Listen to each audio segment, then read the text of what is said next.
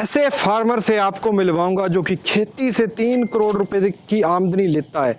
जी हाँ दोस्तों, बिल्कुल सही सुन रहे हैं आप। मैं आज आपको प्रैक्टिकल एक ऐसे किसान से मिलवाऊंगा जिसने जो करोड़ों का काम था वो सस्ते में कैसे कर सकते हैं, वो आपको सीखने के लिए मिलेगा।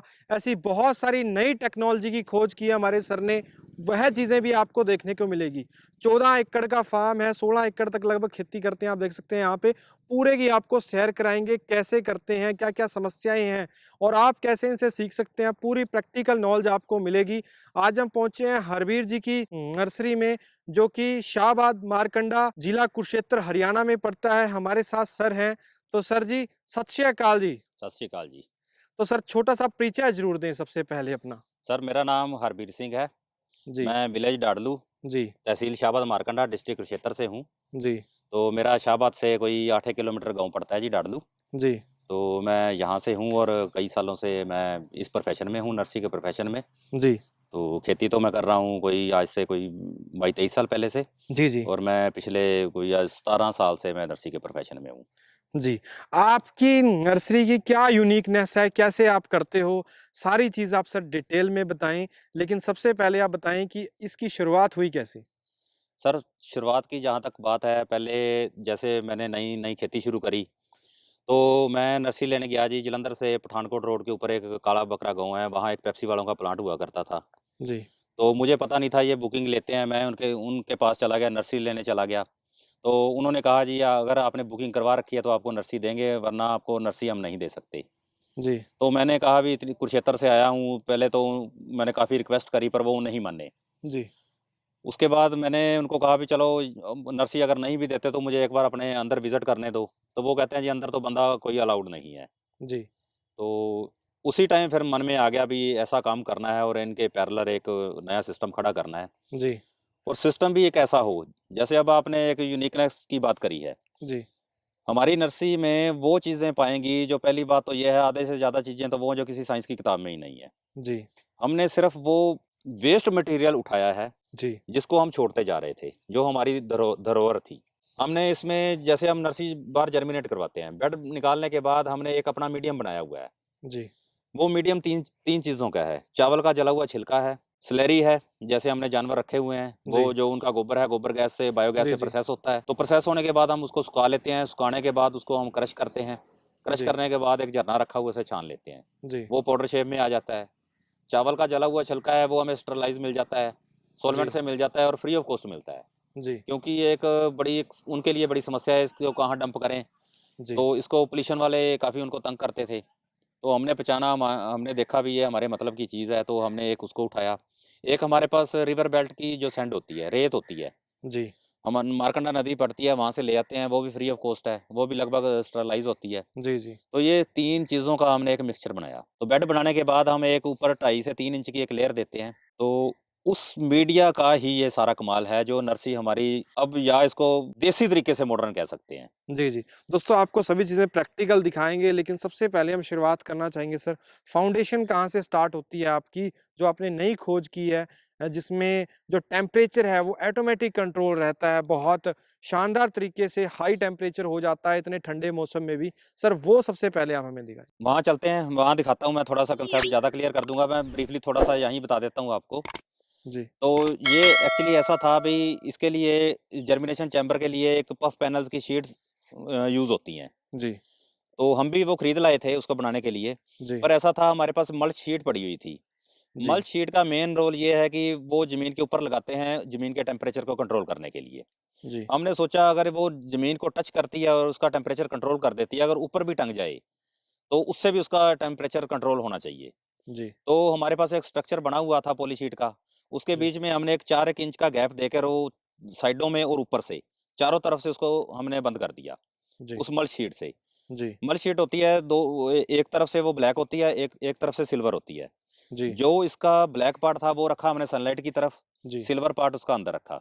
जी। तो जो ब्लैक पार्ट था उसने सनलाइट को ऑब्ज़र्व किया, जी। और जो सिल्वर पार्ट अंदर है उसने अंदर से रिफ्लेक्ट किया। जी। अब आप यहाँ खड़े हो, आप देख सकते हो 13-14 डिग्री टेम्परेचर होगा। और अंदर मैं अभी 40 प्लस दिखा दूंगा, 45 के आसपास टेम्परेचर दिखा दूंगा, और वो भी नेचुरल तरीके से, नेचुरल तरीके से। वो जी भी दोस्तों। नेचुरल तरीके से। जी। तो अंदर चलते हैं, मैं आपको दिखाता हूँ। जी दोस्तों, मैं आपको दिखाना चाहता हूँ सर ने जो नई इन्वेंशन की है उसके ऊपर आपको डिटेल में दिखाएंगे अब हम कि बिल्कुल कोई हीटर नहीं लगा रखा, कोई और चीज़ नहीं लगा रखी, उसमें टेम्परेचर मेंटेन हो जाता है। क्योंकि जो बहुत सारे लोग जो मुर्गी पालन करते हैं या और विभिन्न तरीके का पालन करते हैं, उनको बहुत सारी समस्याएं आती हैं, हीटर लगाते हैं, पता नहीं क्या क्या चीज़ें लगाते हैं। सर ने काफ़ी ट्रायल के बाद हाँ इस सफलता को पाया है। दोस्तों अभी आइए हम सर। चाह रहे हैं, तो यहाँ पर ही मैं आपको बताना चाहूंगा कि काफी गर्मी है, आप देख सकते हैं टेम्परेचर यहाँ पे। आइए सर, अंदर आइए। बिल्कुल, जो कैमरा है वो अपने आप धुंधला होना स्टार्ट हो जाएगा। जी। सर ये हमारा, ये जर्मिनेशन चैम्बर है। जी। यहाँ हर चीज़ 2 से 3 दिन रहती है, और जी। करेला जो है वो चौथे दिन बाहर आ जाता है।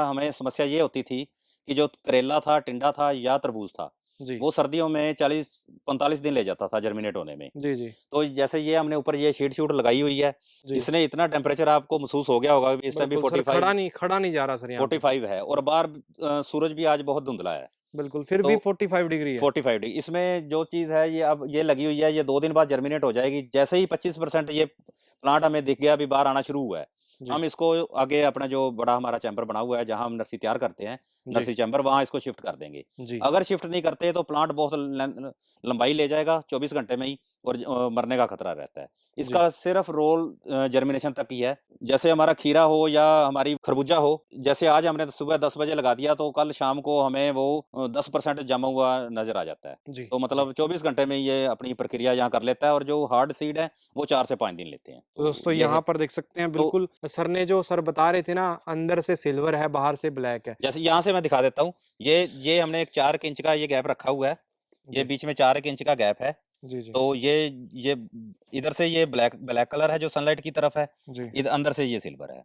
तो जी। ये हमने चारों तरफ ऊपर छत में भी और दीवारों में भी, इसके जी। बीच में एक 4 इंच का गैप है, वो भी वैक्यूम का काम करता है। जी। तो इसी ने नेचुरली ही अपना ये टेम्परेचर जो है, इस टाइम 45 के आसपास बनाया हुआ है। बाहर भी अगर 4 से 5 डिग्री टेम्परेचर आ जाएगा, तो उस टाइम भी इसका जो टेम्परेचर है वो 40 दिन में 40 प्लस रहेगा, रात को 22 से लेकर 29 के बीच में रहेगा। तो ये इसका ये रोल है, जी। सिर्फ जर्मिनेशन तक। ये हमारा थोड़ा-सा इसमें थोड़ा-सा उससे ये वेटिंग एरिया है। वेटिंग एरिया है। कई चीज़ें तो हमारी यहीं जर्मिनेट कर जाती हैं। जी। जी।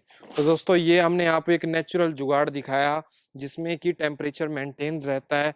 मैं आपको बताना चाहूँगा कि सर नर्सरी को बहुत बड़े लेवल पे करते हैं, बहुत बड़े लेवल पे। प्याज हो, चाहे मिर्च हो, क्या-क्या प्रोडक्ट है सर आपके पास? सर हमारे पास जो भी सीज़नली चीज़ है, सीज़नली जो भी जिसका भी टाइम आ जाता है, जिस वेजिटेबल का भी, उसको ही हम जर्मिनेट करवाते हैं और जी। सेल के लिए बाहर निकालते हैं। अब जैसे ये हमारा, ये आज ये लग रहा है, जी। ये शिमला मिर्च लग रही है। सुबह हमने वो एक तरबूज लगाया, मैं जी। जी। दिखाता हूँ, जो बाहर से ये पीले कलर का है, अंदर से ये लाल है। तो ऐसी-ऐसी एक्सोटिक वेजिटेबल्स जो होती हैं, वो भी हमारे पास काफ़ी होती हैं, काफ़ी मात्रा में होती हैं। जी। जी। ये पीले कलर का ये बाहर तरबूज। से पीला है, अंदर से लाल है। जी। जी। और एक हमने लगाया हुआ है जो बाहर से हरा है और अंदर से पीला है। जी। जी। तो तरबूज में भी हमारे पास कई वैराइटीज़ आ जाती हैं। जी। किसी को आइस बॉक्स चाहिए होता है, किसी को थोड़ा-सा वज़न में हैवी चाहिए होता है।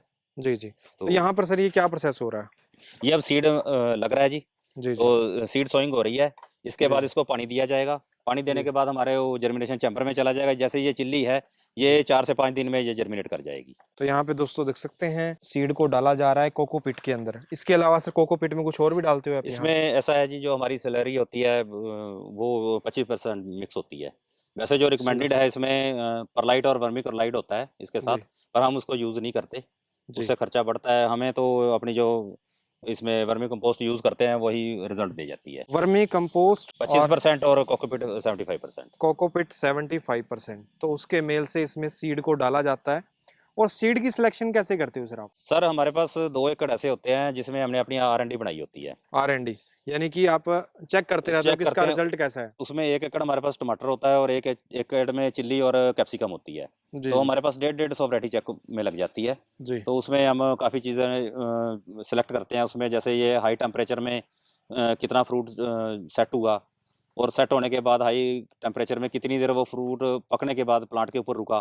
तो जी। ऐसे-ऐसे थोड़े से एनालिसिस करते हैं हम, उसका वेट करते हैं, पहली तुड़ाई में कितना था, दूसरी में, 12वाँ 14वीं में इसका साइज़ क्या रह गया। जी। जी। तो ये चीज़ें हम नोट करते हैं, उसके बाद ही हम सेल के लिए बाहर निकालते हैं। तो आइए आपको और भी दिखाते हैं कि सर किस तरीके से नर्सरी को तैयार करते हैं और क्या-क्या खास बातें हैं, आपको पूरा डिटेल में हम सभी चीज़ें दिखाएँगे। तो सर ये जो आपने ये टनल बना रखी है, इसका क्या फ़ायदा है?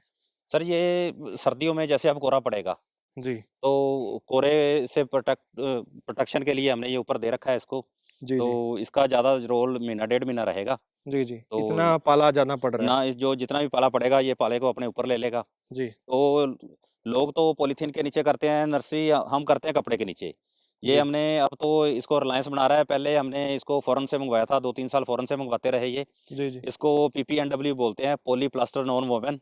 जी, जी। तो ये 25 जीएसएम का है, यूवी स्टेबलाइज़्ड है, तो ये हमारा 2 साल निकाल जाता है। तो इसमें अब किस ये चीज़ के प्लांट है सर नीचे? इसके पपाया के इसके नीचे प्लांट हैं। जी, जी। तो इधर वैसे तो ये जो हमने ये प्याज़ लगाया हुआ है, ये जी, छोटा करके डाल रखा है, प्याज़ के ऊपर देने की हमें ज़रूरत नहीं है। जी। तो आगे मैं दिखाऊँगा हमारी जो आगे 7-8 एकड़ में मेरे पास चिल्ली और कैप्सिकम खड़ी है, वो सारी इसी के नीचे होती है। टमाटर के ऊपर लगाते हैं हम, जी, तो मेनली रोल तो इसके ऊपर है। जी, तो ये हमारे पास फालतू पड़ा हुआ था, इसलिए हमने प्याज़ छोटा था, ठंड जी, बढ़ रही है और आगे बरसात 2-3 दिन बता रखी है, तो जी, बरसात से प्रोटेक्शन के लिए हमने ऊपर दे रखा है। जी, तो प्याज़ के ऊपर इसका कोई ख़ास रोल नहीं है, बाकी जो जितनी भी सब्ज़ी है, वो इसी के नीचे होगी। जी। दोस्तों देख सकते हैं यहाँ पे काफ़ी तरह की यूनिकनेस है और इधर मैं आपको दिखाना चाहूँगा एक ये पॉली हाउस जिसे हम बोलते हैं उस टाइप का कोई स्ट्रक्चर है। इसके बारे में आपको डिटेल में इन्फॉर्मेशन देते हैं कि इसका फ़ायदा क्या है, इसका रोल क्या है? सर इसका रोल ये है, जो भी वहाँ से चीज़ जर्मिनेट करी, जी, जी। जर्मिनेशन के बाद हम जैसे वहाँ से 25% अब जर्मिनेशन आ जाता है, उसके बाद हम यहाँ शिफ्ट करते हैं। जी, जी। अब हम आपको दिखाते हैं, जैसे हर चीज़ लगी हुई है हमारे पास। जी, इसमें तरबूज भी है, इसमें खरबूजा भी है, खीरा है, घिया है, काली तोरी है, ककड़ी है, तो चेरी टमाटर हैं। आगे फिर कलर चल पड़ते हैं, कोई चेरी टमाटर पीले रंग में है, कोई लाल रंग में है, जी, कलर्ड कैप्सिकम है। जी, तो ऐसी-ऐसी चीज़ें हैं। अब करेला भी 2 तरह का है, किसी को छोटा चाहिए, किसी को बड़ा चाहिए। जी, जी। तो आगे आइए मैं आपको दिखाता हूँ। जी, जी। तो दोस्तों यहाँ पे देख सकते हैं कितना खूबसूरती से यहाँ पे मैनेज किया गया है वेजिटेबल्स की पौध को यहाँ पे देख सकते हैं आप। तो ये देखिए। जी हर सर। चीज़ के ये टैग लगे हुए हैं, ये जी, कंपनी हमें पता रहती है अभी हर हर टेबल के ऊपर। जैसे ये अब ये व्हाइट वाली बैंगनी थी, जी, जी। तो ये भी 2-3 दिन पहले आई है वहाँ से जर्मिनेट होके। जी, जी। तो आगे जैसे ये है, इधर ये घिया है, जी, जी। तो इधर ये साइड में काली तोरी है, तो इधर बड़े कॉस्टली सीड होते हैं हमारे पास। जैसे अब ये नॉनजू कंपनी का ये एक मर्दुला ये खरबूजा है, ये 90,000 रुपए किलो के आसपास है इसका सीड। जी, जी। तो बड़े कॉस्टली सीड लगे होते हैं अंदर हमारे पास। हर चीज़ अब तो अभी तो जर्मिनेट हो गई, उधर तैयार होने में अभी टाइम लगेगा। तो ये प्रोसेस अभी हमने कोई 8-10 दिन पहले शुरू किया है। तो जैसे ये है, ये आज सुबह बाहर निकला है। ये ये कल निकला था, अभी पूरा बाहर नहीं आया ये। जी, जैसे ये अभी आ रहा है, 1-2 दिन तक ये कंप्लीटली सारा ये टोटली बाहर आ जाएगा ये। जी। तो इसको तैयार होने में यहाँ 15 से 20 दिन लगेंगे। जनवरी लास्ट से हमारी सेल शुरू हो जाती है। तो ये हमारे पास कैपेसिटी 6 लाख की है। एक एक बैच हमारा 6 लाख प्लांट का निकलता है। तो 2 या 3 बैच में हम ये अपना कंप्लीट कर लेते हैं। तो हर चीज़ हमारे पास रहती है। और जैसे गेंदा भी होता है हमारे पास, वो भी जी। 2 कलर्स में है, 2-3 कलर्स में। तो सर मैं आपसे जानना चाहूँगा, आप पूरे साल ये फैसिलिटीज़ अवेलेबल कराते हो या इसका कोई सीज़न होता है सर? नहीं, जितने सीज़न इसके बाद जैसे हमारे पास पैडी की नर्सरी आ जाएगी आगे। पैडी की जी। नर्सरी हम इसी के नीचे करते हैं। पैडी ट्रांसप्लांटर रखा हुआ है, उससे हम अपनी भी लगाते हैं और 100 एकड़ की हम नर्सरी तैयार कर लेते हैं। तो उसके लिए हमारे पास ट्रेज़ हैं और इसी जैसे ये फ़ोगर लगे हुए हैं हमारे पास। जी, जी। ये फ़ोगर्स हैं, इसी से हम पानी देते हैं। जी। तो ये फ़ोगर्स के नीचे ही हमारी जून-जुलाई में यहाँ इसी टेम्परेचर में होती है। तो ये सारा साल जैसे सीज़न चलता रहेगा, अब अप्रैल तक तो यहीं हम बिज़ी रहेंगे। जी। अक्टूबर से अप्रैल तक। उसके जी। बाद 1 महीने का गैप आएगा, फिर आगे धान की नर्सरी चल जाएगी, पैडी की नर्सरी। जी। उसके बाद फिर हमारे पास जुलाई में जैसे गेंदे का काफ़ी लंबा-चौड़ा ऑर्डर आ जाता है फूलों का। जी, जी। तो उसके साथ ही फिर जो पॉली हाउस वाले होते हैं, कैप्सिकम या उन्होंने खीरा लगाना होता है, जी। तो या बेल वाला टमाटर लगाना होता है, उसका ऑर्डर आ जाता है, वो फिर हम ऑर्डर पर तैयार करते हैं। तो आजकल आके तो हमारा मेन सीज़न आ जाता है। तो दोस्तों सर लगभग पूरा साल अलग-अलग सीज़न पे अलग-अलग चीज़ों पे काम करते हैं। तो सर मेरा एक सवाल रहेगा आपसे, आपके यहाँ पे कितने लोगों को रोज़गार आप दे पाते हैं? सर मेरे पास सीज़न में 7 एक महीने 100 के आसपास लेडीज़ होती हैं और जी। 18 के आसपास जेंट होते हैं। तो जी। ये मेरे पास सारा 7 एक महीने रहते हैं, उसके बाद 20-22 25 तक तो मेरे पास लेबर सारा साल ही रहती है। जी, तो सर मैं आपसे जानना चाहूँगा कि आपको अर्निंग कैसे होती है? सर अर्निंग तो ऐसे है मेरे कोई 8-10 हज़ार ज़िम्मेदार तो मेरे से रेगुलरली जुड़ा हुआ है। जी, तो मेरे पास ऐसा है भई, जैसे सीज़न में अब सीज़न चल जाएगा, जी। कस्टमर यहीं से आके नर्सरी ले जाता है। जी, वैसे आपको तो सेल करने के लिए कहीं जाना नहीं मुझे पड़ता? कहीं भी जाना नहीं पड़ता, इटली तक के मेरे पास कस्टमर हैं। तो ओके, मैं एक्सपोर्ट भी 2-3 साल से कर रहा हूँ। ओके। तो एक्सपोर्ट भी आप करते हो हाँ जी, प्लांट? प्लांट चिल्ली के प्लांट मेरे जाते हैं इटली में। जी, तो कस्टमर है जो भी है अदर स्टेट से, जी, 7-8 स्टेट्स हैं जहाँ मेरा, जैसे हरियाणा हो गया, पंजाब, हिमाचल, जी, राजस्थान, उत्तराखंड, बिहार तक जाते हैं मेरे कस्टमर हैं, जी, पर ले यहीं से जाते हैं। पहुँचाने का हमारे पास कोई हमने ये नहीं रखा हुआ, और इतना हमारे पास अब जैसे और 15 जनवरी के बाद हमारा सीज़न चल जाएगा, इतना रश हो जाता है हमारे पास भी, जो सुबह कस्टमर 8 बजे आया तो रात को 8 बजे तक भी किसी का नंबर नहीं पड़ता। जी, कभी-कभी तो इतना रश भी हो जाता है बिल्कुल। तो यानी कि आपके पास प्रॉपर भीड़ रहती है सीज़न के टाइम। सीज़न के टाइम। तो आपसे आपसे जुड़ के किसान क्या-क्या फ़ायदा ले सकता है सर? सर किसान का फ़ायदा तो ये है, सबसे पहला तो ये है कि ये हमारे पास हर चीज़ जो है वो सिलेक्टेड है। पहले जो हमने अपने खेत में इसको पहले चेक किया होता है। जी, जैसे नई वैराइटीज़ आती हैं उसको चेक करते हैं।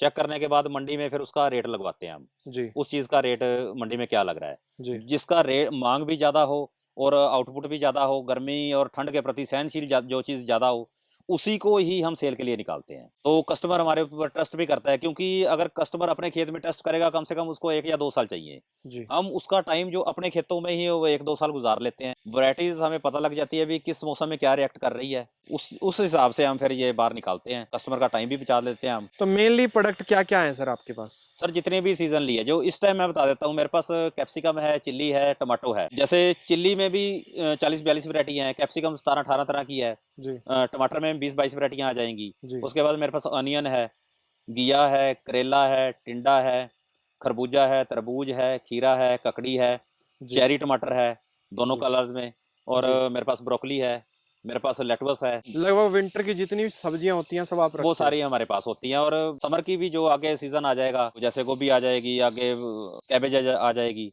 वो भी हमारे पास सभी कुछ होता है जी। अब सर मैं आपका बेड वाला सिस्टम देखना चाहूँगा कि आपका बेड वाला जो प्रोसेस आप बता रहे थे, आपके तो बेड में क्या यूनिकनेस है? आइए हम चलते हैं जी वहाँ, जी। दिखाते हैं जी आपको। तो दोस्तों आप देख सकते हैं यहाँ पर काफ़ी अच्छे तरीके से काफ़ी यूनिक तरीके का स्ट्रक्चर यहाँ पे मैनेज किया गया है। वो पानी का इरिगेशन सिस्टम हो, यहाँ पे आप देख सकते हैं अलग-अलग तरीके का वो भी मैनेज किया गया है। तो सर जो ये प्याज़ की पौध मैं यहाँ पे देख पा रहा हूँ, हाँ, तो इसमें आपने ये बीच में क्या लगा रखा है सर ये? ये स्प्रिंकलर हैं। जी, जी। ये स्प्रिंकलर हैं, सारा पानी स्प्रिंकलर से जाता है मेरे पास। जैसे 16 एकड़ है, 16 के 16 एकड़ में ही मेरे पास स्प्रिंकलर है। जी। तो मैं आगे आइए मैं आपको दिखाता हूँ। जी, जी। तो दोस्तों देख सकते हैं यहाँ पे प्याज़ की पौध को सर बहुत बड़े लेवल पे करते हो आप? सर मेरे पास इस टाइम 8 एकड़ में प्याज है, प्याज की नर्सरी है, जी, जी। और मेरे पास 7 एकड़ में चिल्ली और कैप्सिकम है। जी, तो जी। अब टमाटर की बिजाई का टाइम आ गया है। मेरे पास 4 साढ़े 4 एकड़ में टमाटर आ जाएगा। जी, जी। तो तो ऐसे टोटल आपने एकड़ बढ़ा लिए हैं सर पहले से? मैं हर साल 1 और डेढ़ एकड़ साथ में लगा लेता हूँ। किसी साल 1 एकड़ बढ़ा लेते हैं, किसी साल डेढ़ एकड़ बढ़ा लेते हैं। तो जी, जी। जैसे-जैसे कस्टमर बढ़ रहे हैं, ऐसे-ऐसे हमारा काम भी बढ़ रहा है। जी, जी। तो आइए आप आइए आगे आगे दिखाता हूँ जी मैं आपको। जी, जी। ये सर कोरोना का टाइम गया और ऐसी चीज़ें गई हैं, इन चीज़ों का भी असर पड़ा है आपके ऊपर? सर लास्ट ईयर काफ़ी फ़र्क पड़ा है हमें। दोनों साल ही फ़र्क पड़ा है हमें। जी। क्योंकि हमारी फरवरी में सेल शुरू होती थी, और ये कोई ना कोई इनका नया वेरिएंट आ जाता है कोरोना का। तो उससे एक तो बॉर्डर सारे सील हो जाते थे, जी, जी। जैसे हरियाणा, पंजाब के और उधर से यूपी के। जी, जी। तो इससे काफ़ी हमें फ़र्क पड़ा है जी नर्सरी को। जी। बाकी भगवान की दया है, काम चल ही रहा है जी। जी, जी। बहुत ज़बरदस्त है, तो देख सकते हैं यहाँ पे बहुत बड़े लेवल पे स्ट्रक्चर सर लगा के रखते हैं, काफ़ी यूनिकनेस है इनके स्ट्रक्चर में। तो तो हम सर आप ये चिल्ली है, ये नीचे जी, अभी जी। चिल्ली है, अभी तैयार नहीं है ये। जी, जी। तो मैं इसका बताता हूँ 1 मिनट आपको। तो ये कैसे काम करता है सर आपका स्ट्रक्चर? सर ये इसको लो टनल बोलते हैं। जी, जी। इसको हम लो टनल बोलते हैं। जी, जी। पहले मैं बात करता हूँ ये जर्मिनेट कैसे हुई। जी, जी। जैसे ये हमने बेड निकाला, पहले ये 1 मीटर चौड़ा बेड है हमारा, जी, तो जी। किले की लंबाई का है। जी, जी। ये बनाने के बाद हमने जो अपना मीडिया बनाया, उसकी ये लेयर दी है हमने। ये देखो ये कि कितनी यहाँ तक है, जी, ये जी। इतना फोका है ये। जी, तो ये लेयर देने के बाद, उसके बाद हमने लाइनिंग निकाली, वो जी। भी हमने एक देसी सा जुगाड़ बनाया हुआ है। जी, तो जी। वो उसके बाद हमने एक-एक सीट डाला। जी। उसके बाद हमने इसी चीज़ से इसको बंद कर दिया। इसी मीडिया से हमने इसको बंद कर दिया। अब जी। ये देखो, हमें जब नर्सरी जर्मिनेट कर गई, जी। उसके बाद पानी की ज़रूरत नहीं, चाहे 3 महीने खड़ी रहे। आप ये देखो नीचे से गिल्ली निकल रही है। जी। जैसे जैसे ये शाम पड़ती जाएगी, रात आती जाएगी, ये मॉइस्चर को ऑब्जर्व कर लेगी। तो रात को ये ड्राई हो जाएगी, वेट हो जाएगी, सुबह 1 घंटे की धूप पड़ते ही ये ड्राई हो जाएगी। अब चाहे ये फरवरी मार्च तक खड़ी रहे, मुझे पानी की ज़रूरत ही नहीं है अपनी नर्सरी में। और मेरा एक और भी खुला चैलेंज रहेगा भी, सारी नर्सरी में सिंगल प्लांट भी कोई बीमारी वाला दिखा दे, मैं नर्सरी की लाइन छोड़ दूंगा। यहाँ तक मेरा चैलेंज है। तो फिर ये जादू होता कैसे है सर? आपके पास प्लांट्स है जो सर अब सारे ऐसा है, हेल्दी इसमें नमी नहीं रहेगी। जी। अब बिल्कुल आप ड्राई देख रहे हो, ऊपर से बिल्कुल सूखी, नीचे से ये गिल्ली निकलती है। अब ये देखो, जो नीचे से ये गिल्ली निकल रही है, जी। तो ये पानी की रिक्वायरमेंट यहाँ से पूरी हो रही है। अगर सर्दियों में इसको पानी लगेगा तो इसकी नमी नहीं टूटेगी। जी। नमी नहीं टूटेगी तो गलन रोग आएगा। जी। तो इसको पानी लगना नहीं, नमी इसमें आनी नहीं। तो सबसे बड़ा कारण तो बीमारी ना आने का इसमें यही है, जो इसकी ड्राइनेस है। ऊपर ये कपड़ा जो है ये दूसरे साल में है। अब ये यूवी स्टेबलाइज्ड है, इसको उतारने की ज़रूरत नहीं। ये जो अल्ट्रा वायलेट रेज़ेज़ हैं, जो हमारी स्किन को भी नुकसान देती हैं, उसको ये रोक लेता है, जी। वो अंदर जाने नहीं देता। तो इसमें अगर पॉलीथीन होता तो इसमें ह्यूमिडिटी बनती। ह्यूमिडिटी बनने के बाद पौधा तो लंबाई ले जाता, पर तने में जान नहीं रहती। इसमें अब ऐसा है भी, जितना प्लांट ऊपर आएगा उससे 1.5 गुना नीचे जड़ आएगी। सर तो ये टेम्परेचर ही मेंटेन करता है? ये टेम्परेचर हल्का-सा मेंटेन करता है, क्योंकि सनलाइट इसमें क्रॉस हो जाती है, तो ये हल्का-सा टेम्परेचर, बाकी जो भी हार्डनिंग है, इसी के अंदर आ जाएगी। और जो पौधे मैंने आपको अंदर दिखाए हैं, जी। उसको सेल करने से 1 वीक पहले जी। हम इसको बाहर लाएँगे, ऐसे ही बेड बनाएँगे, बाहर रखेंगे, ऊपर यही कपड़ा लाएँगे, हार्डनिंग हम इसके नीचे देंगे उनको। अगर अंदर के टेम्परेचर से एकदम बाहर चले जाएँगे, तो बाहर जाके ज़िम्मेदार का लॉस हो जाएगा। 40% या 25-30% वो मरेंगे। जी। अगर हार्डनिंग आ जाएगी, तो ये बाहर के क्लाइमेट को सहन करने की पहले ही उसमें क्षमता आ जाएगी, तो वो जो कस्टमर को जाके सेटबैक नहीं लगेगी उससे। तो इन चीज़ों का हम ख्याल रखते हैं। आप जैसे बहुत बड़े लेवल पे प्लांटेशन तैयार करते हैं, आपको कभी ये नहीं हुआ कि अगर आपका नहीं बिका तो? सर हर साल कस्टमर बढ़ रहा है, कुछ ज़िम्मेदार छोड़ जाते हैं, कुछ नए उठ जाते हैं, नए साथ में जुड़ जाते हैं। तो जी। हमें पता होता है कि हमारा इस साल इतना का बिक जाएगा। दूसरा, हम ऐसा है मंडी को एनालिसिस करते हैं। एक जी। ज़िम्मेदार का दुर्भाग्य ये है कि जो चीज़ पिछले साल रेट दे गई है, वो अगले साल उसी के पीछे दौड़ता है। तो जी। हमें मार्केट के हिसाब से थोड़ा-सा पता लग जाता है भी क्या कुछ होने वाला है। 100% तो नहीं हम बता सकते, पर 50% हमें पता लग जाता है भी किस चीज़ का रेट रह सकता है। तो जी। उसी चीज़ को हम बढ़ा लेते हैं। जैसे अब पिछले साल मेरे पास ये 8 एकड़ थी चिल्ली, इस बार 7 एकड़ कर दी है। प्याज़ का रुझान ज़्यादा है, तो हमने 1 एकड़ प्याज़ और बढ़ा लिया है। तो ऐसे करके हम कोई चीज़ घटा ली, कुछ बढ़ा ली, तो थोड़ा-सा मार्केट को भी एनालिसिस करते रहते हैं हम। तो सर मैं आपसे एक चीज़ और जानना चाहूँगा, प्लांटेशन है, बहुत रिस्की काम है, थोड़ा-सा अगर बीमारी-शिमारी आ गई, तो कभी ऐसा नहीं हुआ कि आपने पौध तैयार की और बहुत बड़े लेवल पे कोई बीमारी आ गई हो? सर बीमारी आने का तो चांस ही नहीं है। जी। 17 साल हो गए मैनेज करते हो आप? मैनेज करते हुए। मैंने 2 कनाल से काम शुरू किया था, अब 16 एकड़ पर आ गया हूँ। तो 16 साल का तजुर्बा ये है कि मेरी नर्सरी में बीमारी नहीं आ सकी। अंदर कभी-कभी हम थोड़ा-सा हमें सेटबैक लग जाता है, जो प्रो ट्रे में है। जी। यहाँ का तो बाहर तो मतलब ही नहीं है भी, कोई किसी प्रकार का भी कोई बीमारी के चांस ही नहीं है यहाँ तो। बिल्कुल, अगर आपके खेत में बीमारी आ गई तो आपके यहाँ से जितने पौधे जाएँगे उनमें भी जा सकती है। उनमें भी जा सकती है, तो इसलिए आप ख़ासकर ध्यान रखते हैं कि बीमारी ना आए। बीमारी ना आए। बीमारी का चांसेस हम रेगुलरली अब ऐसे करेंगे, इसको 10 दिन बाद उतारेंगे। जी। इसमें हम ट्राइकोडर्मा, सूडोमोनास और नीम ऑयल, जी। बीमारी आए या ना आए, ये हल्की सी एक स्प्रे दे देंगे। नीम ऑयल का काम ये रहेगा, जो भी इसका पत्ता कड़वा हो जाएगा, तो जी। कोई भी इंसेक्ट इसमें अटैक नहीं कर सकता। जी। तो ये इन्हीं इन्हीं के ऊपर ये हमारा सारा खेल है। तो बिल्कुल ऑर्गेनिक नर्सरी तैयार करते हैं हम। तो आगे कस्टमर की है, वो हेडेक सर है। आप जैसे मैंने आपसे पहले भी पूछा है, आज ही पूछ रहा हूँ कि आप जैसे अपना हर तरीका आप खुल के बताते हो पौधा तैयार करने का और आपको ये नहीं होता कि कंपटीशन बढ़ रहा है, हर जिले में नए-नए लोग काम स्टार्ट कर रहे हैं, तो आपको कंपटीशन नहीं मिलेगा आगे? सर ऐसा है, मेरे पास हर सीज़न में 3 या 4 बंदे ऐसे आ जाते हैं जो ट्रेनिंग लेकर जाते हैं, तो वो जी। अपना काम शुरू कर लेते हैं। जी। तो मेरी ख़्वाहिश ये रहती है कि ये बंदे बीट नहीं होने चाहिए। अब जहाँ तक बात सिखाने की रही या बताने की रही, आपने जहाँ से बात शुरू करी थी, उसका रीज़न ये है कि जब मैं किसी से सीखने या देखने गया था, उन्होंने मुझे दिखाया नहीं। जी। मेरे दिल में ये रहती है, अगर तेरे पास कोई बंदा आ गया तो बड़ी उम्मीद लेकर आया है। जी। तो हम वो चीज़ जो ना भी पूछे, हम उसको अपनी तरफ से बताते हैं, भई ये दिक्कतें तुझे आएँगी, ये चैलेंज आएँगे, इसको भी मैं तेरे साथ खड़ा हूँ। तो हमारे पास जैसे अब स्टूडेंट मेरे पास आते रहते हैं, मेरा 1-2 यूनिवर्सिटी से 2-3 यूनिवर्सिटीज़ ऐसी हैं जिनसे मेरा एमओयू साइन है। तो जी। मेरे पास बीएससी, एमएससी और जो पीएचडी तक के स्टूडेंट हैं, वो मेरे पास ट्रेनिंग पर आते रहते हैं, यूनिवर्सिटीज़ भी भेजती रहती है, मैं भी कभी मुझे भी लेक्चर के लिए बुला लेते हैं वो। जी, जी। मुझे ये रहता है भी मेरे पास आए हैं, अब मान लो फॉर एग्ज़ाम्पल हमारी जो बीएससी 3 साल की है, स्टूडेंट मेरे पास पहले साल आ गया, कॉलेज वालों ने भेजा, वो विज़िट की उन्होंने, स्टूडेंट्स की 1-2 बसेज़ आ गई, हमने उनको दिखाया। अगले साल भी अगर आएगा तो मेरे दिल में ये रहती है भी तेरे पास कुछ तो नया होना चाहिए इनको सिखाने के लिए। जी, अगर नया नहीं होगा तो तू इनके साथ इंसाफ़ नहीं कर रहा। तो जी, ऐसा है, हम कोई ना कोई फिर नई चीज़ खोजते हैं अगले साल। जी, पहले कई चीज़ें और भी हमारी पाइपलाइन में रहती हैं। तो जी, 1-2 साल तजर्बा करने के बाद फिर हम उसको लागू करते हैं अपने फार्म के ऊपर और जी, लोगों को दिखाते हैं भी ऐसा भी हो सकता है। जैसे मैंने ये जर्मिनेशन चैम्बर दिखाया, ये लास्ट जी, ईयर बनाया था हमें। जी, हमने ये हमारा उस टाइम ये दिक्कत आती थी कि सर्दियों में कई सीड तो 40-40, 50-50 दिन ले जाते थे। तो इतने में सीज़न निकल जाता था। तो अब हमने जो सबसे हार्ड सीड करेला और टिंडे का होता है, जी। वो 4 से 5 दिन तक, 50 दिन से वो 4 से 5 दिन पर ले आए हैं। तो यानी कि आपने जितनी आर-एन-डी पे काफ़ी काम किया है, टेक्नोलॉजी पे काफ़ी काम किया है, जो सस्ते में बढ़िया टेक्नोलॉजी क्या हो सकती है, उस पे ज़्यादा काम किया, उससे ज़्यादा आपको रिज़ल्ट मिला है। उससे उसी से रिज़ल्ट मिला है और हर टाइम ये रहती है भी वो चीज़ें उठाई जाए जिसको हम छोड़ते जा रहे हैं। तो यानी कि आपसे कोई विज़िट करना चाहता है, सीखना चाहता है, तो सीखने के लिए भी आप वेलकम करते हैं? बिल्कुल, हम उनका वेलकम करते हैं हम, जितनी बार हमारे पास मर्ज़ी आए, अगर काम भी शुरू कर लेता है हमसे सीख कर, वहाँ भी दिक्कत आ जाती है, मैं वहाँ भी जाके उसको बताता हूँ, भई ये तू यहाँ मार खा रहा है या ये दिक्कत आ रही है आपको। तो जी। हमें ये रहता है हर टाइम जो मर्ज़ी आ सकता है, खुली किताब है हम, जो मर्ज़ी हमारे पास आ जाए। मैं तो कई बार ये कहता हूँ भई मेरे से नर्सरी ली है या नहीं ली है, अगर जी, खेत में भी कोई प्रॉब्लम आ गई है तो मेरे से कंसल्ट करिए, मैं बताऊँगा भी इसमें आपको कैसे सुधार आएगा या क्या दवाई आपने यूज़ करनी है। जी, तो हर टाइम मेरे दिल में ये रहता है कि किसान खुशहाल होना चाहिए, क्योंकि जी, किसान का एक दुर्भाग्य ये है कि बहुत नीचे आ गया है वो। जी, तो अब सारे संसार का वो पेट पालता है और आप बेचारा दुखी है। हर जी, टाइम जी, मेरे दिल में ये रहता है कि किसान खुशहाल रहना चाहिए। जी, जी।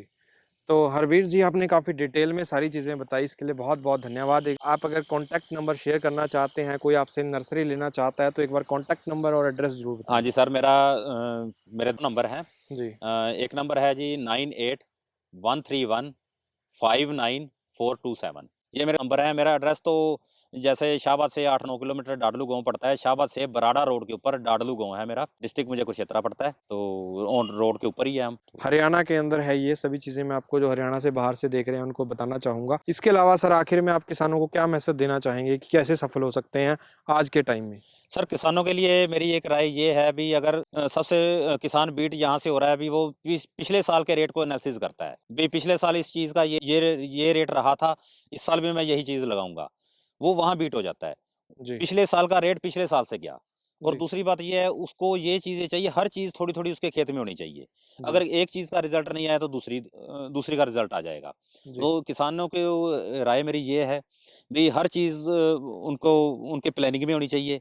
वो हर चीज़ उसके वो टिप्स पर होनी चाहिए, भी मैं क्या इन्वेस्टमेंट कर रहा हूँ, क्या मैं निकाल रहा हूँ। थोड़ी-थोड़ी करके हर चीज़ उसके खेत में होनी चाहिए। और अगर मान लो इस फ़ील्ड में आना है या कोई खेती के फ़ील्ड में ही आना है, तो जो आपके इम्प्लीमेंट है वो आधुनिक होने चाहिए, नए होने चाहिए। जी, जी, और उसके साथ-साथ ये होने चाहिए भी, ये किसान ना कहे भी उसके पास बड़ा ट्रैक्टर है और मैं भी बड़ा ले लूँ। किसी जी। को देखकर नहीं, जो जितनी उसकी ज़रूरत है उसको उतने ही उसको पैर पसारने चाहिए अपने। तो अगर ये 2-3 चीज़ों को अगर वो ख़्याल रखेगा तो कभी बीट हो ही नहीं सकता वो। तो दोस्तों, उम्मीद है आपको एक शानदार जानकारी देखने को मिली होगी, तो इस वीडियो को लाइक और शेयर ज़रूर करें। अगर आपका कोई भी सवाल है, सुझाव है, तो आप सर से संपर्क कर सकते हैं। तो आप देख सकते हैं बहुत हाई क्वालिटी में सर यहाँ पे पौध तैयार करते हैं। तो कोई भी जानकारी चाहिए हो, पौध खरीदनी हो, तो आप निश्चिंत ही संपर्क कर सकते हैं। किसी तरीके की कोई दिक्कत नहीं है। तो लाइक और शेयर ज़रूर करें कि ऐसी शानदार जानकारी बहुत कम देखने को मिलती है। काफ़ी डिटेल में सर ने समझाया हर एक पॉइंट पे कि कैसे वो पौधे तैयार करते हैं, कैसे उससे आमदनी लेते हैं। तो दोस्तों, इस वीडियो को लाइक और शेयर ज़रूर करें। जल्दी मिलते हैं एक नई वीडियो में। धन्यवाद। जय हिंद।